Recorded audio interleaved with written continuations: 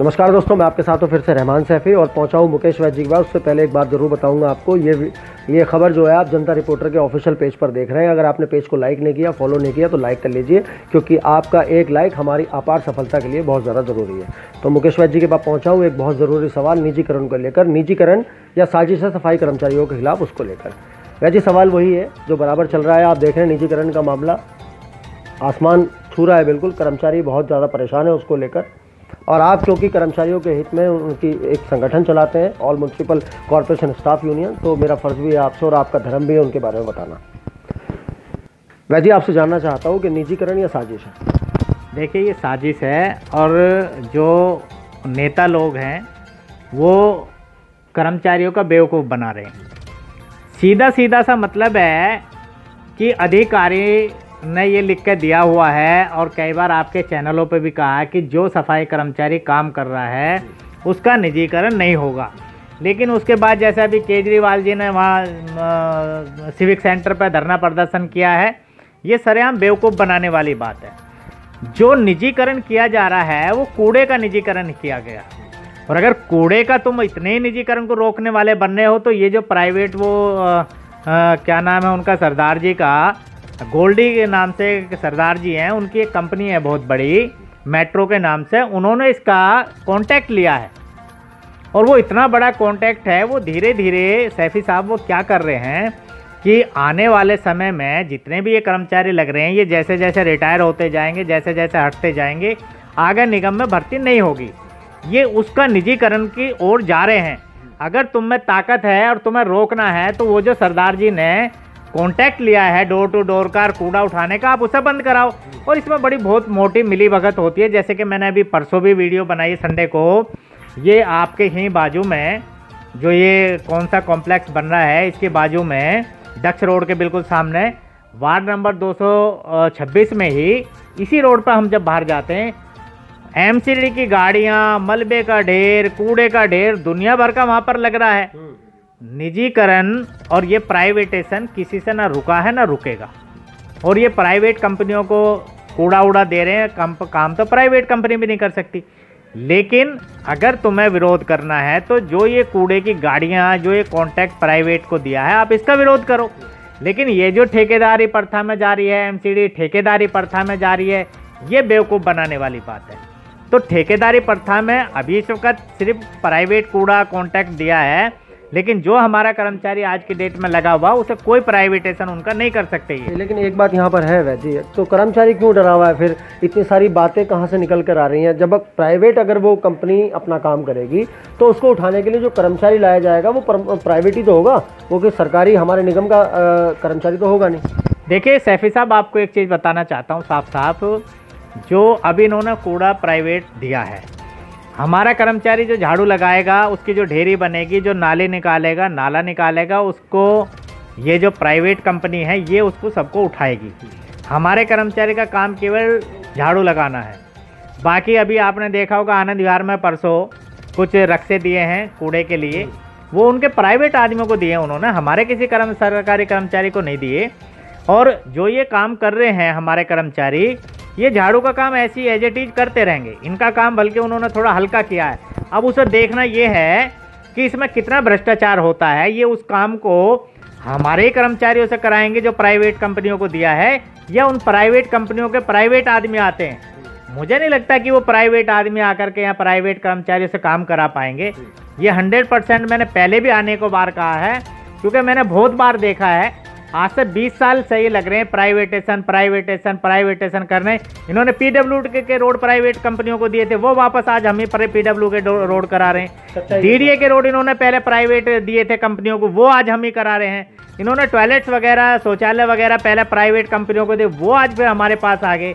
तो इनसे कुछ नहीं होना है ना। ये क्या होता, हर 2 साल में 1 साल में नई पॉलिसियाँ बनती हैं, नई गाड़ियाँ मंगा लेते हैं, उन पर मोटी मोटी कमीशनें खा जाते हैं, बात खत्म हो जाती है। बायोमेट्रिक आई थी, उसमें कितना करोड़ों रुपए का, इनसे जो वायरलेस सेट सुपरवाइजरों को इनके काम के लिए दी जाती थी, इनसे वायरलेस सेट का पैसा नहीं दिया जाता, इनसे वायरलेस सेट से काम तक नहीं कराए जाते। ये क्या प्राइवेटेशन कराएंगे? प्राइवेट कंपनी के आप देखो, लाओ मैं दिखाता हूँ कितने, वो डब्बे रखने से काम साफ हो गया। अभी आप ऐसे ही एज इट इज चैनल को लेके अपने उसको कार्यक्रम को बाहर तक ले जाएं और देख लो कितनी सफाई हो रही है और कितना प्राइवेटेशन हो रहा। तो ये सब लूट का धंधा है, बाकी कुछ नहीं है सर। हमेशा आपने भ्रष्टाचार को खोला है, जिस तरह से आज भी एक नया भ्रष्टाचार, बिल्कुल ये मैं कहूँगा सीधा सीधा निगम का ही भ्रष्टाचार है, क्योंकि उसकी मिली भगत के बिना नहीं हो सकता। हमारी कमिश्नर महोदया ने भी इस बात को साफ कहा था कि निजीकरण नहीं होगा, लेकिन आज कर्मचारियों के लाभांश देने के लिए, उनके जो मौजूदा वक्त के उनके हक हैं वो देने के लिए, उनके परिवारों की सुख सुविधा के लिए जो आराम और उपकरण देने के लिए निगम प्रशासन के पास पैसा नहीं है, लेकिन इतने बड़े बड़े उपकरण, इतनी महंगी महंगी गाड़ियाँ, करोड़ों रुपए उनमें इन्वेस्टमेंट, तो ये कहीं ना कहीं सफाई कर्मचारियों के ऊपर कुठाराघात है। ये सवाल मेरा इसलिए भी है आपसे क्योंकि all municipal corporation staff union के सर्वा है आप, कर्मचारियों के लिए आप हमेशा खड़े हुए हैं हर दिन।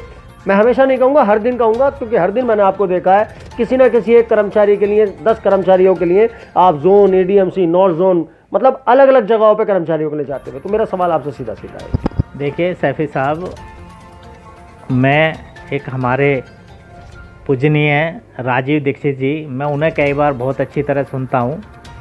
अभी मैं कल परसों एक वीडियो देख रहा था उनकी ही, उन्होंने राजनीति के विषय में कुछ कहा है कि राजनीति हमारा सेवा का धंधा है, हम सेवा करने के लिए राजनीति करते हैं, ना कि पैसा कमाने के लिए। लेकिन आजकल राजनीति सेवा का धंधा नहीं, पैसा कमाने का धंधा।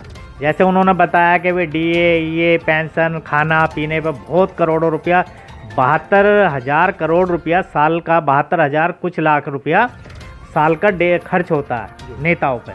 तो ये भ्रष्टाचार ही है। अगर आप देश सेवा के लिए कर रहे हैं तो आप देश सेवा की तरह काम करें।